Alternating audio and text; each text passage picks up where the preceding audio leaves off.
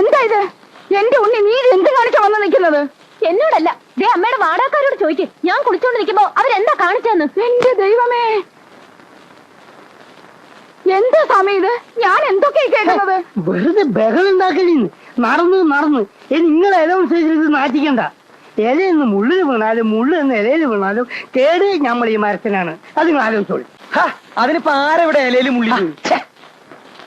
അതെ, അബദ്ധവശാൽ ഇയാൾ ചവറ് കൊണ്ടിട്ടത് ആ കുട്ടിയുടെ ദേഹത്തായി പോയി. ഖേദമുണ്ട്.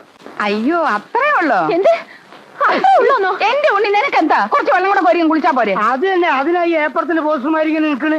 വൃത്തിയായിട്ട് വെള്ളം കോരി കുടിച്ചാലും മോളെ. ഞാനേ 20 ബക്കറ്റ് വെള്ളം കോരി കുടിച്ചതാ. അതിപ്പോ ഇവര് കോരി തരണം.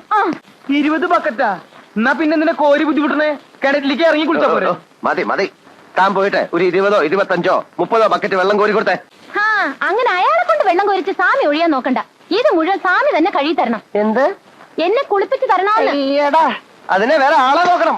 അപ്പൊ സാമി വേറെ ഇടം നോക്കിക്കോ താമസിക്കാൻ. എന്നെ കുളിപ്പിച്ച് തരാണ്ട് സാമി ഇവിടെ താമസിക്കാന്ന് വിചാരിക്കണ്ട. സ്വാമി, സ്വാമി, അവള് പറയുന്ന പോലെ ഒന്നും കൂടെ കേട്ടേക്ക്. ഇല്ലെങ്കിൽ അവള് സമ്മതിക്കത്തില്ല.